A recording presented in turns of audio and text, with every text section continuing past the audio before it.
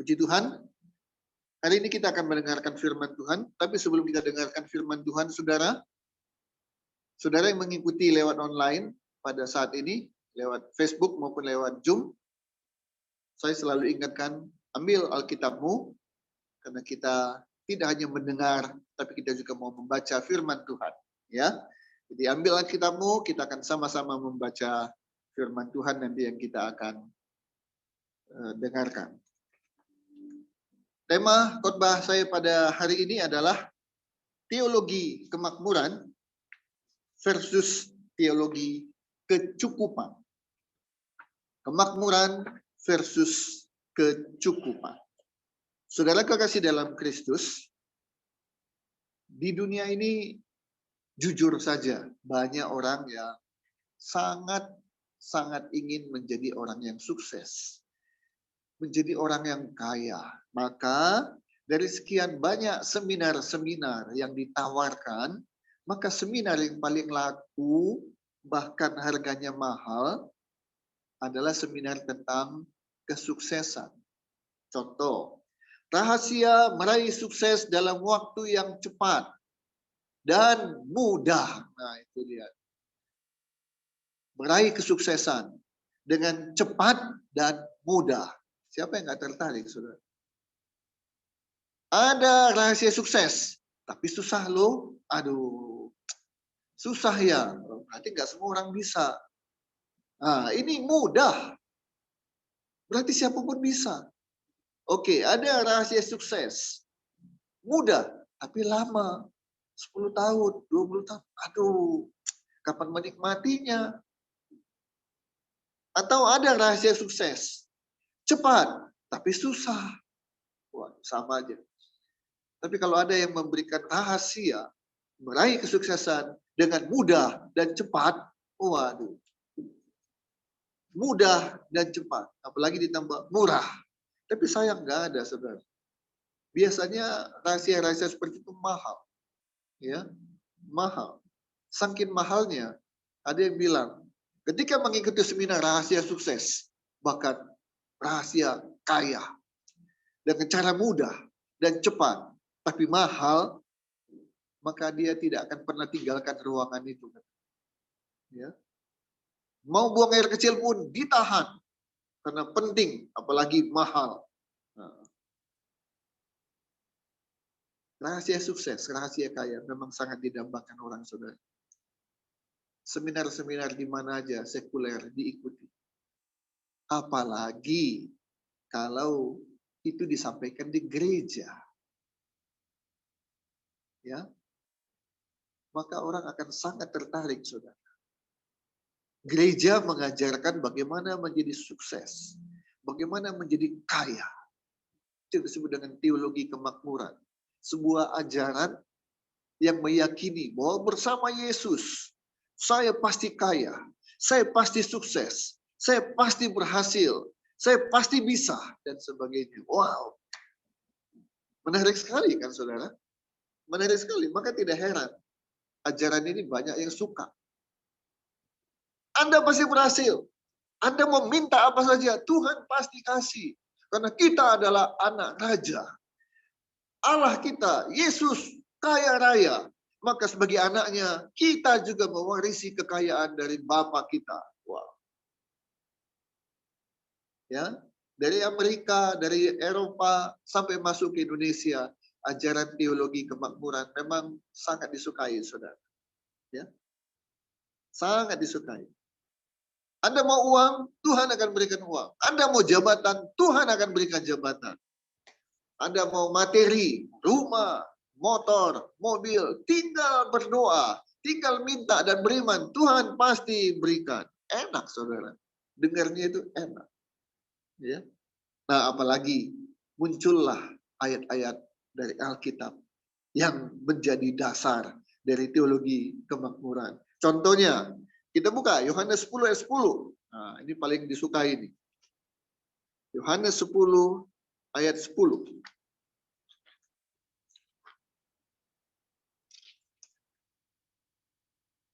Ajaran teologi kemakmuran biasanya selalu mengutip ayat ini. Yohanes 10 ayat 10. Kita baca sama-sama. 2, 3. Pencuri datang hanya untuk mencuri dan membunuh dan membinasakan. Aku datang, kata Tuhan Yesus, aku datang supaya mereka mempunyai hidup dan mempunyainya dalam segala kelimpahan. Nah, itu saudara. Tuhan menjanjikan, Tuhan sendiri yang bicara. Aku datang untuk memberikan hidup dan hidup yang berkelimpahan. Nah, enak nggak jadi orang Kristen? Tuhan nggak memberikan kecukupan, tapi Tuhan memberikan berlebih, berlimpah. Itu janji Tuhan. Yohanes 10 ayat 10.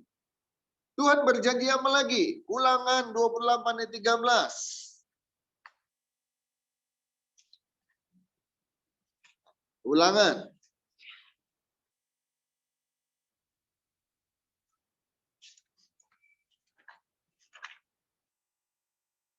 Pasal 28. Ayat 13. Ini janji Tuhan. Ulangan 28 ayat 13. 1, 2, 3. Tuhan akan mengangkat engkau menjadi kepala dan bukan menjadi ekor. Engkau akan tetap naik dan bukan turun. Apabila engkau mendengarkan firman Tuhan Allahmu yang kusampaikan pada hari ini, kau lakukan dengan setia. Nah, itu janji Tuhan, saudara. Anak-anak Tuhan, orang Kristen jadi kepala. Ya, jadi pimpinan. Akan naik terus, naik. Dan tidak akan turun. Wah, betapa menyenangkan. Ya, jadi orang Kristen. Kita baca lagi, Kejadian 26. Kejadian 26.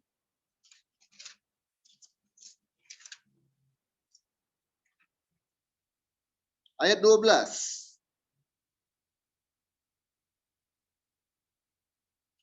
Kejadian 26 ayat 12 dan 13. 2 ayat. Kejadian 26 ayat 12 dan 13. Kita baca sama-sama. 2, 3. Maka menaburlah Ishak di tanah itu, dan dalam tahun itu juga ia mendapat hasil 100 kali lipat, sebab ia diberkati Tuhan. Dan orang itu menjadi kaya, bahkan kian lama kian kaya, sehingga ia menjadi sangat kaya. Wow, luar biasa. Orang Kristen itu diberkati. Orang Kristen itu akan jadi kaya. Kian lama kian kaya, bahkan menjadi sangat kaya. Saudara, mendengarkan ayat-ayat dan membaca ayat-ayat, mengucapkan ayat-ayat ini, apa nggak menyenangkan, saudara? Orang Kristen gitu loh. Diberkati Tuhan. Minta apa aja, Tuhan akan berikan, Tuhan akan sediakan. Wow, enak sekali. Tapi apakah kenyataannya seperti itu selalu, saudara? Apakah ajaran teologi kemakmuran, teologi kesejahteraan, teologi kekayaan, teologi keberhasilan, ini benar atau ini sesat? Nah, jangan terlalu cepat untuk mengatakan, ya ini benar.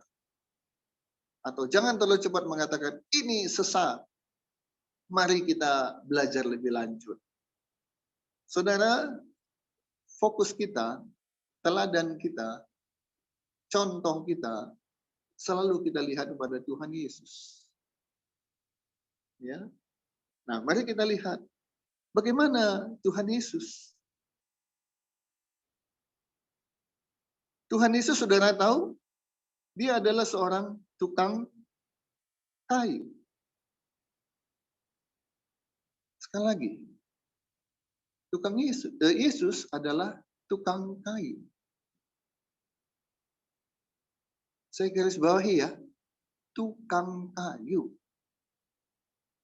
Kenapa saya perlu tekankan kata tukang kayu? untuk membedakan dengan kata lain, yaitu pengusaha kayu. Jadi bisa ya kita bedakan antara tukang kayu dengan pengusaha kayu. Tukang kayu bekerja pada pengusaha kayu. Sementara pengusahanya sendiri jarang yang menjadi tukang. Karena dia sudah punya tukang. Jadi itu bedanya. Ini pengusaha, ini tukang. Tuhan Yesus bukan pengusaha, saudara. Bukan pengusaha kayu. Tapi dia tukang kayu. Nah, namanya tukang kayu, tukang. Berbeda dengan pengusaha. Jadi Tuhan Yesus bukanlah orang kaya, saudara. Bukan orang kaya. Mari kita akan buktikan. Apakah Tuhan Yesus itu adalah orang kaya atau bukan? Kita buka Matius 4. Matius pasal 4.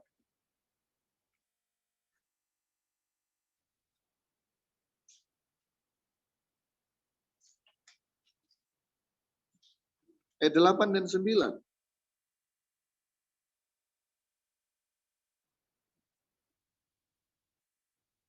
Matius 4 ayat 8 dan 9.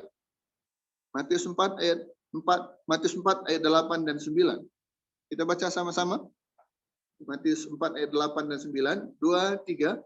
Dan iblis membawanya pula ke atas gunung yang sangat tinggi dan memperlihatkan kepadanya semua kerajaan dunia dengan kemegahannya. Dan berkata kepadanya, kepada Yesus, semua itu akan kuberikan kepadamu jika engkau sujud menyembah aku. Saudara, kita ini masih hidup di dunia. Bisa melihat, bisa merasakan. Namanya punya uang, enak enggak? Yuk, jawab dengan jujur. Punya uang enak enggak? Enak. Itu baru punya uang. Punya banyak uang, enak enggak? Masa punya uang enak, punya banyak uang enak? Enggak dong. Punya uang enak, punya banyak uang lebih enak. Sangat enak gitu dong. Masa punya uang enak. Padahal punya uang bisa sedikit, punya tapi sedikit, enak. Punya banyak uang sangat enak. Melihat restoran yang bagus, melihat foto makanan-makanan yang melejatkan, melihat mall, melihat barang-barang, melihat tempat rekreasi di Indonesia. Kemarin saya lihat Labuan Bajo, aduh, pengen ke sana. Hanya lihat lewat video, lewat gambar. Udah enak, tapi nggak bisa pergi ke sana. Kenapa? Nggak punya uang. Punya uang, tapi sedikit, nggak cukup. Punya uang cukup, tapi kalau pergi ke sana uangnya habis, jadi nggak usah lah, nggak prioritas. Tapi memang harus diakui, saudara, punya banyak uang, bisa pergi ke sini, bisa pergi ke situ, bisa beli ini, bisa beli itu, semuanya enak. Ini yang disampaikan, ini yang diperlihatkan oleh iblis kepada Tuhan Yesus. Memperlihatkan kepadanya semua kerajaan dunia dengan kemegahannya. Punya mobil bagus. Aduh, pintunya aja bukan bukanya seperti begini, tapi bukanya begini. Waduh, lihat di dalamnya, lihat fitur-fiturnya. Aduh, belum punya dan boro-boro punya. Lihat gitu aja udah rasanya senang, apalagi punya. Ya, memang kenikmatan dunia ini sangat menggiurkan. Tapi mari kita perhatikan. Semua kenikmatan dunia ini, kemegahan dunia ditawarkan oleh iblis kepada Tuhan Yesus. Sekarang saya mau tanya, kepada orang yang kenyang, ada orang menawarkan makanan? Enggak. Kita menawarkan kepada orang yang belum punya. Kalau Yesus punya semua kemegahan dunia dan dia nikmati, iblis tidak akan tawarkan itu, saudara. Tapi dia tahu hidupnya Yesus sederhana. Sebagai tukang kayu, bukan pengusaha kayu. Maka dia tawarkan, mau nggak ini seluruh dunia kenikmatan, kemegahan, kemewahannya aku berikan padamu. Dan maka tidak heran saudara, ada orang udah bekerja keras, nggak kaya-kaya, tiba-tiba ditawari kaya dengan cepat, dengan mudah. Dengan cara apa? Babi ngepet. Nggak apa-apa lah, babi lah. Ya, ngepet lah. Dukun lah, mau apapun, yang penting kaya. Orang mau melakukan itu sudah. Dia tahu nggak itu salah? Tahu. Tapi bodoh amat lah. Demi apa? Bisa kaya. Udah bosan jadi orang miskin. Ya, jadi cara apapun mau dipakai. Nah, iblis menawarkan hal ini. Tapi Yesus tidak. Tidak mau menerima. Yesus tetap hidup dan tidak tergiur dengan hidup yang wah. Ya. Jadi kita lihat kehidupan Yesus. Bukanlah orang yang kaya raya, mewah dan sebagainya. Tidak. Bahkan properti. Ya, ada orang punya rumah, bukan cuma 1, 2, 3, 10. Punya di sini, punya di sini, punya di situ. Punya villa di sana, villa di sini, tapi nggak dipakai-pakai juga. Punya mobil, banyak sekali di garasi, tapi dipakai juga cuma 1. Kita lihat Matius 21 ayat 2 sampai 3. Matius 21. Ini kita masih bercermin kepada kehidupan Tuhan Yesus ya saudara ya. Untuk nanti kita sampai pada kesimpulan. Teologi kemakmuran atau teologi kecukupan. Matius 21 ayat 2 dan 3. Kita baca sama-sama. 2, 3. Dan dengan pesan, pergilah ke kampung yang di depanmu itu. Dan di situ kamu akan segera menemukan seekor keledai. Betina, tertambat, dan anaknya ada dekat. Lepaskanlah keledai itu dan bawalah keduanya kepadaku. Dan jikalau ada orang yang menegur kamu, katakanlah Tuhan memerlukannya. Terus apa? Ia akan segera mengembalikan. Saudara, untuk menggunakan keledai, Yesus harus meminjam. Kan akan dikembalikan. Berarti itu meminjam. Ya, zaman sekarang rental, nyewa. Itu bayar, ini minjem. Nanti akan dikembalikan. Ya, jadi kita lihat Yesus bukanlah orang kaya. Aneh ya saudara ya.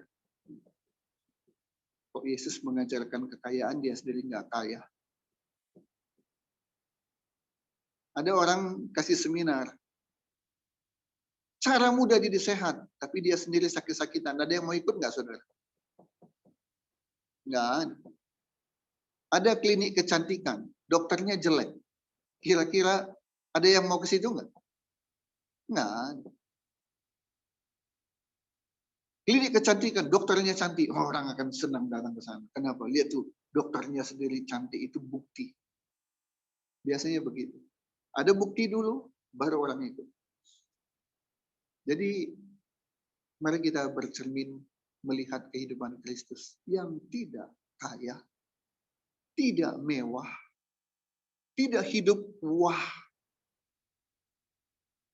Jadi saya nggak percaya kalau Yesus menjanjikan dan mengajarkan, ikut aku, maka hidupmu akan senang, hidupmu akan luar biasa dan sebagainya. Enggak. Alkitab sudah menuliskan, Yesus hidupnya sederhana. Ya, sederhana. Oke, itu Yesus. Bagaimana? Ya, Yesus mau memilih dia sederhana, tapi semua yang ikut dia pasti sukses. Begitu kan? Mari kita lihat. Bagaimana dengan murid-murid Yesus? Ya, kita buka Matius 4. Matius 4.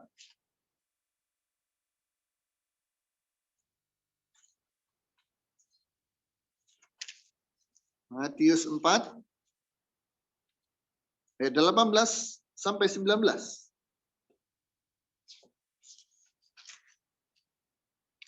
Matius 4 ayat 18 sampai 19.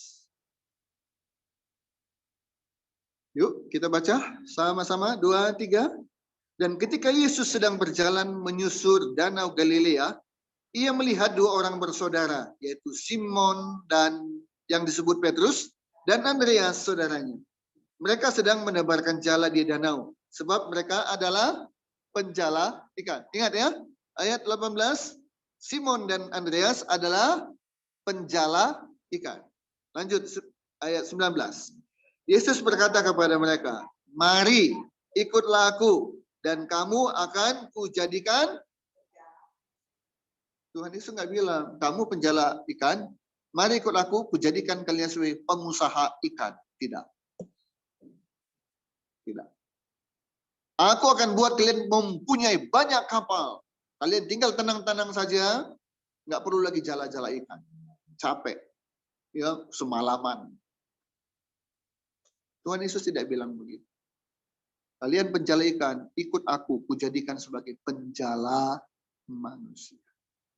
Ya, janji Tuhan nggak muluk-muluk, saudara. Janji Tuhan tidak muluk-muluk. Dan kita tahu, sebagai murid Tuhan, 12 murid tidak hidup dalam keadaan yang berlimpah. Tidak hidup dalam kemewahan. Dalam Kisah Para Rasul 3 ayat 6, mari kita buka. Kisah Para Rasul 3 ayat 6. Nah, ini Petrus yang berbicara. Setelah dia menjadi murid Kristus, menjadi penjala manusia, apakah kehidupan ekonominya langsung luar biasa melonjak? Sukses, kaya? Kisah Para Rasul 3 ayat 6.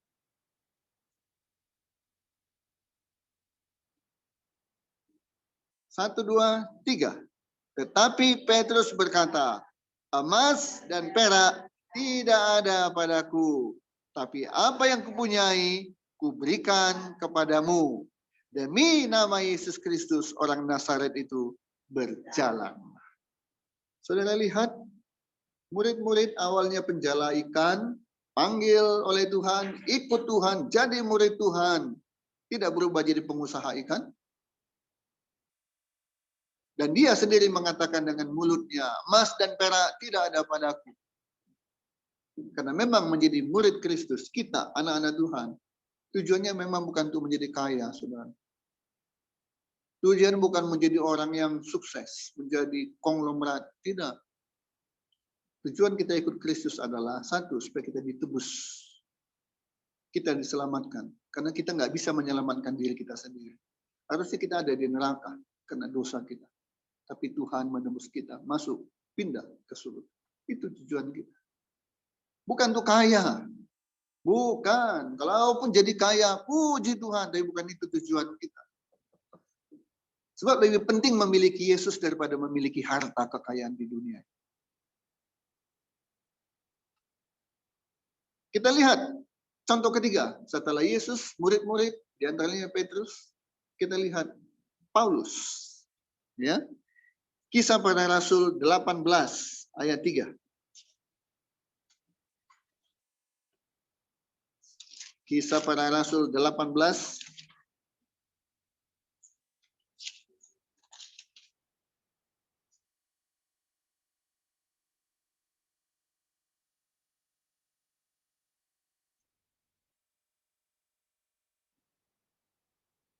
Kisah Para Rasul 18 ayat 3. 2, 3. Dan karena mereka melakukan pekerjaan yang sama, ia tinggal bersama-sama dengan mereka.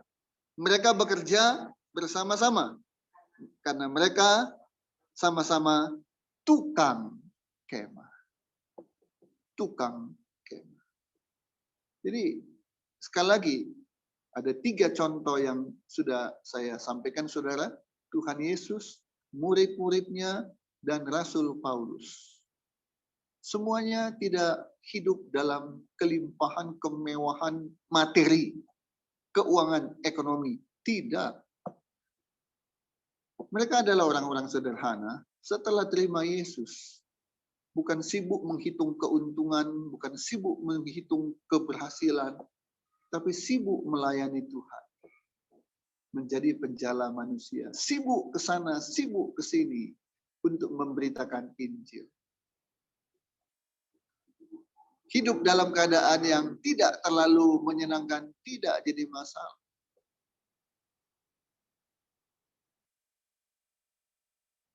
Itu contoh dari Yesus. Dari murid-murid Yesus. Dan dari Rasul Paulus. Jadi saudara, menjadi orang Kristen, sekali lagi, tujuannya bukan menjadi kaya, bukan menjadi makmur, bukan jadi sejahtera. Ya, bukan. Karena Yesus itu yang terpenting dalam kehidupan kita. Jadi bukan fokus pada kekayaan, saudara. Bukan fokus pada kemakmuran. Bukan fokus sejak jadi anak Tuhan, jadi Kristen. Kamu dari sepeda naik jadi motor. Dari motor naik jadi mobil. Dari mobil biasa naik ke mobil mewah. Dari nggak punya rumah, jadi punya rumah. Rumah kecil menjadi rumah sedang. Jadi rumah besar, rumah mewah. Tidak, saudara. Ya, tidak. Sekali lagi, tidak. Nah, saya mau menyampaikan kepada kita semua. Kenapa Yesus tidak buat semua orang Kristen menjadi orang kaya? Apakah Tuhan sanggup? Sanggupkah Tuhan membuat semua orang Kristen menjadi kaya? Sanggup nggak? Ragu-ragu nih. Sanggup. Yang sakit Tuhan bisa sembuhkan. Yang buta Tuhan bisa bikin melihat. Yang mati Tuhan bisa bangkitkan hidup kembali. Masa akan menjadi orang kaya? Tuhan nggak sanggup. Tapi pertanyaannya, kenapa Yesus tidak buat semua orang Kristen menjadi kaya? Kita buka 1 Timotius 6. 1 Timotius 6. Ayatnya yang ke-17.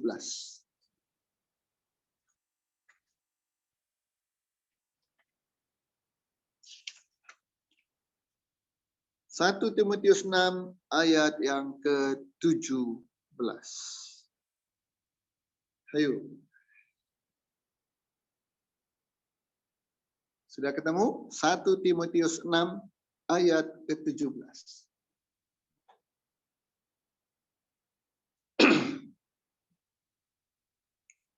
Sudah ketemu, kita baca sama-sama. 1, 2, 3. Peringatkanlah kepada orang-orang kaya di dunia ini agar mereka jangan tinggi hati.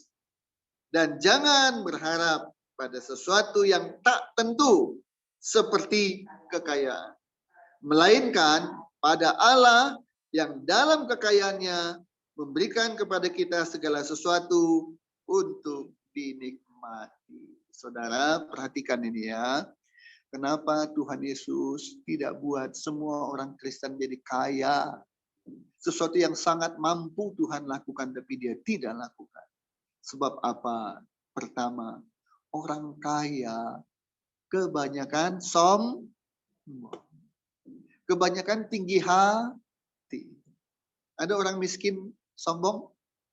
Ada, tapi jarang.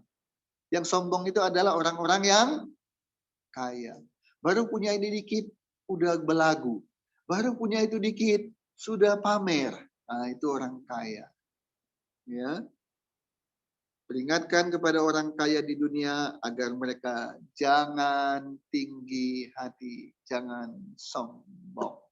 Karena Tuhan membenci orang sombong. Nah, makanya Tuhan itu nggak janjikan, ikut aku, kalian semua akan hidup senang. Hidup kalian sejahtera, hidup kalian akan mewah. Tidak. Ya, tidak. Dan sampai hari ini, ada berapa orang Kristen di seluruh dunia? 1 miliar? 2 miliar? Berapa yang kaya? Lebih mudah kita mencari orang Kristen di jemaat aja lah. Berapa yang kaya? Berapa yang tidak kaya? Jauh lebih banyak tidak kaya. Apakah demikian Tuhan salah? Janji Tuhan salah? Tuhan mengingkari janji? Katanya kita menjadi orang kaya. Kenapa kita nggak kaya-kaya? Tidak. Ya, tidak. Bahwa ada orang kaya itu adalah anugerah. Tapi bukan harus dan pasti wajib jadi kaya. Tidak. Kenapa? Kalau orang kaya dan tidak kuat, tidak siap, jadi sombong, saudara. Kedua, kenapa Tuhan tidak buat semua orang Kristen jadi orang kaya? Kenapa Tuhan nggak buat semua pendeta-pendeta, gembala-gembala yang sudah setia melayani Tuhan? Kenapa nggak jadi orang kaya semua? Oke lah, nggak usah dulu jemaat lah. Prioritaskan dulu dong pendeta-pendeta. Kenapa pendeta mau berobat juga harus cari uang dulu? Mau bangun gereja harus cari uang dulu. Kenapa? Bikin aja jadi orang kaya, kan enak. Terbukti Tuhan Maha Kuasa. Tidak. Alasan kedua, kenapa Tuhan tidak buat semua orang Kristen jadi orang kaya adalah supaya orang Kristen selalu berharap bukan pada kekayaan, tapi berharap hanya kepada Tuhan.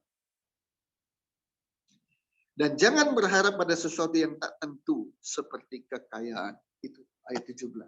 Dan jangan berharap pada sesuatu yang tak tentu seperti kekayaan. Seorang pejabat di Departemen Keuangan, Direktorat Pajak, uangnya, aduh minta ampun, banyak, ya, miliaran, puluhan miliar, ratusan miliar, tapi seketika semuanya habis. Rumah kemarin yang baru dibeli sita oleh KPK, sekarang masuk penjara, anak dan bapak. Habis. Jangan berharap pada kekayaan, saudara. Berharap hanya kepada pemberi kekayaan. Siapa itu? Yesus. Jadi kenapa Tuhan tidak buat kita semua jadi kaya? Karena satu, orang kaya itu sombong. Tuhan lihat, sudah kuat nggak kita? Kuat doanya, kuat imannya. Nah, kalau anugerah itu datang pada kita jadi orang kaya, puji Tuhan. Karena Tuhan tahu kita siap dan tidak akan menjadi sombong. Dan juga tidak menjadi orang pelit. Nah, itu. Ya. Dan yang kedua tadi, Tuhan ingin supaya kita selalu berharap hanya kepada Dia, bukan berharap pada kekayaan. Dan yang ketiga, di ayat 17 tadi, melainkan pada Allah yang dalam kekayaannya memberikan kepada kita segala sesuatu untuk dinikmati.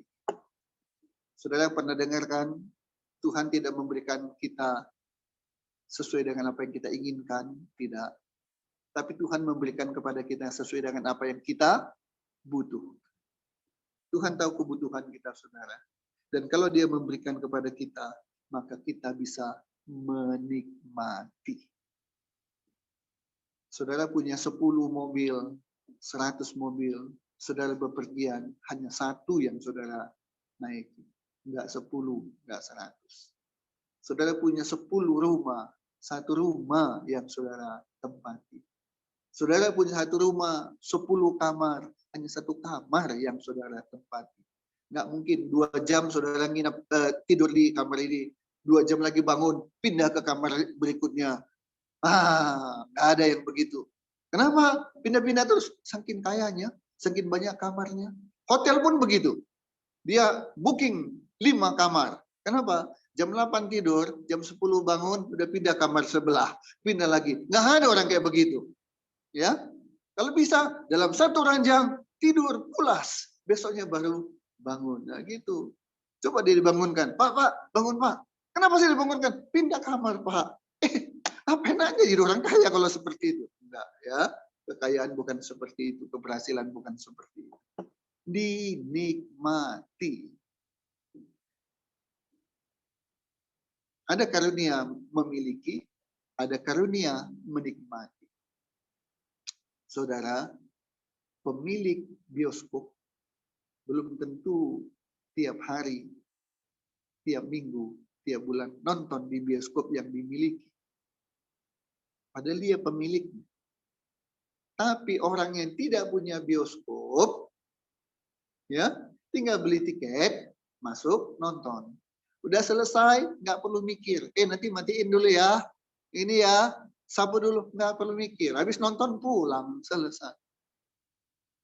Satu memiliki, tapi ada orang lain yang menikmati. Pemilik kolam renang belum tentu tiap hari berenang, saudara.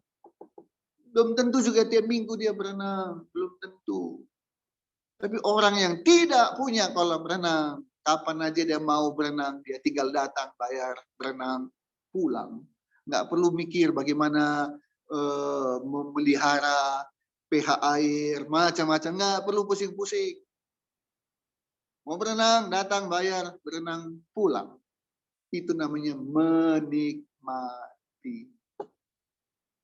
Ya, itu yang Tuhan berikan kepada kita, saudara. Menikmati. Jadi ada 3 alasan, saudara, kenapa Tuhan nggak menjanjikan bahwa orang Kristen pasti jadi kaya, sukses, makmur. Tidak. Karena satu, ada tantangan. Orang kaya itu cenderung sombong. Dan Tuhan tidak mau dengan memberikan kita jadi orang kaya, kita jadi sombong. Yang kedua, Tuhan tidak mau kalau udah punya banyak uang, maka kita selalu berharap mengandalkan uang. Tapi dia mau kita selalu mengandalkan Tuhan. Segala kebutuhan kita Tuhan tahu. Dan itu Tuhan cukupkan. Supaya kita terima itu dan kita bisa menikmati. Jadi saudara, yang Tuhan ajarkan adalah sesuai dengan doa yang kita sering 2 minggu sekali kita bacakan, kita ucapkan doa Bapa kami. Lukas 11 ayat 3. Ini yang Tuhan ajarkan. Teologi kecukupan. Bukan teologi kemakmuran. Lukas pasal 11 ayat 3.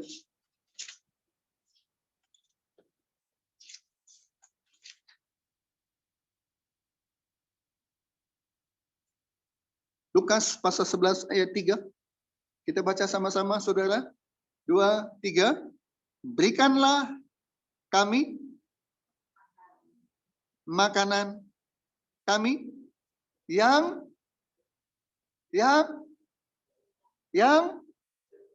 secukupnya. Tuhan tidak ajarkan kita untuk minta makanan yang berlebihan. Tidak, tapi yang secukupnya. Jadi teologi kita adalah bukan teologi kemakmuran, saudara, tapi teologi kita adalah teologi kecukupan. Kita butuh, kita minta, Tuhan berikan, kita nikmati. Ayat terakhir kita baca Ibrani 13.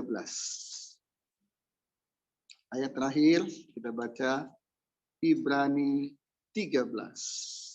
Ayatnya yang kelima sebagai ayat yang terakhir khotbah saya siang hari ini. Teologi kemakmuran versus teologi kecukupan. Ibrani 13 ayat 5 sebagai ayat terakhir yang kita baca hari ini dalam khotbah saya. Ibrani 13 ayat 5. Mari kita baca bersama-sama sebagai ayat kita yang terakhir. 1, 2, 3. Janganlah kamu menjadi hamba uang, dan cukupkanlah dirimu dengan apa yang ada padamu. Karena Allah telah berfirman, Aku sekali-kali tidak akan membiarkan engkau, dan aku sekali-kali tidak akan meninggalkan engkau. Saudara, Tuhan tahu nggak kita punya kebutuhan? Bahkan sebelum kita minta, Tuhan sudah tahu. Ya, Dia tidak pernah meninggalkan kita. Tidak membiarkan kita. Cukupkan apa yang ada pada kita. Jangan nggak tahu diri. Sudah dikasih kurang. Sudah dikasih kurang. Sudah dikasih kurang. Itu namanya kurang ajar. Kurang tahu berterima kasih. Cukupkan dengan apa yang ada pada kita. Bersyukur dan nikmati. Kalau punya, salurkan, salurkan, salurkan. Sebab kebahagiaan tidak hanya pada saat menerima, tapi juga kebahagiaan pada saat memberi. Ketika kita membuat orang bahagia, di situ kita juga bahagia. Jadi jangan seperti laut mati. Tuhan kasih terus numpuk di kita. Berhenti di kita. Enggak, ya. Cukupkan, syukuri, nikmati. Ya. Dan selalu berharap kepada Tuhan. Doa kita, Tuhan, berikan aku berlimpah, limpah, limpah. Tidak.